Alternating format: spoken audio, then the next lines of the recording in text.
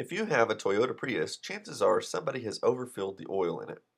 This is a very common problem and can cause the car to misfire or sometimes not to start at all. The first thing you need to do is check the dipstick. You'd really like to have the oil level to be right about here, but anything touching or exceeding that top notch is overfilled. If it's overfilled, then you need to drain out the extra oil. The drain plug on this car is very easy to reach, and you probably can do it without even jacking it up. Just unscrew the plug and let a little bit of oil drain out at a time until the dipstick shows where you want to be.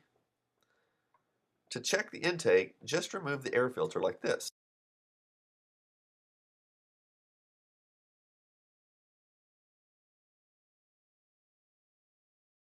and locate the valve. It is on a little spring right underneath. When you turn it, you will be able to see down into the intake. If it has oil in there, you'll be able to see by shining a light.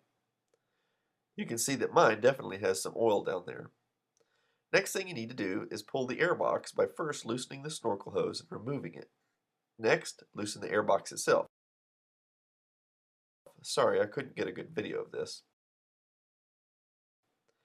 Then remove those two bolts on top. Then the airbox should just pull off. Now you'll be able to get a better view inside.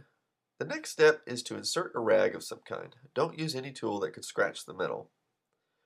You can also use paper towels, but you run the risk of them tearing when trying to pull them back out. Once you've soaked up the oil, you may want to spray a little brake cleaner in there to clean up the residue. Then put another cloth in there to soak it up really good. When you're done, you shouldn't be able to see any oil in there. Now you can reassemble it.